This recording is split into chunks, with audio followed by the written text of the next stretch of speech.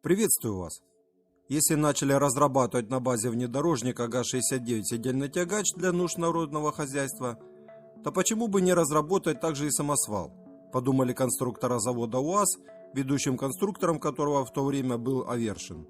Ведь в то время в Европе уже имелись подобные машины, такие как венгерский гибрид трактора и грузовика ДР-50 Дутра, и которая к тому же успела поработать в Союзе, и немецкий ОИК АС-100 и АС-600, который выпускала компания Оренштайн и Копель. Такие небольшие самосвалы были бы полезны на стройках, коих было огромное количество по всему Советскому Союзу. Ведь они позволяли механизировать те небольшие объемы работ, которые занимали в строительстве значительное место. И такая эффективная механизация таких работ существенно снижала общую трудоемкость и стоимость самого строительства. И параллельно с разработкой седельного тягача на базе ГАЗ-69 велась и разработка самосвала.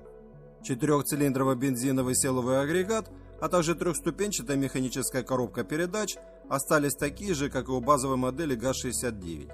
Не стали изменять и оставили как есть брезентовый верх кабины и полный привод. Изменений коснулись только задняя часть автомобиля и некоторые узлы. В первую очередь на шасси автомобиля вместо пассажирского отделения установили специальную универсальную раму, на которой имелись кронштейны с проушинами для окрепления навесного оборудования. На этих проушинах крепился металлический кузов ковшового типа объема 0,25 куба, который опрокидывался с помощью рычажного подъемного механизма, приводимым от горизонтального гидроцилиндра, который в свою очередь питался от лопастного гидронасоса. Для работы самого гидронасоса дополнительно установили коробку отбора мощности, раздаточный редуктор и гидросистему с двумя масляными баками емкостью 70 литров.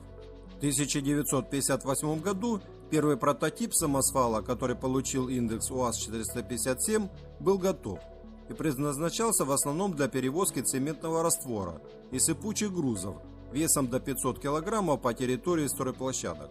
И воодушевленные проделанной работой и неплохими результатами внутризаводских испытаний, создатели данного грузовика планировали в дальнейшем на базе ГАЗ-69 сделать целое семейство универсальных строительных машин, где кроме самосвала были бы машины с краном, буром для установки столбов и телескопическим подъемником.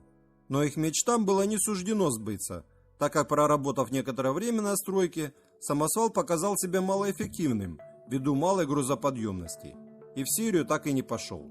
Но след в истории автомобилестроения он все-таки оставил, став неплохой машиной для внутризаводских работ.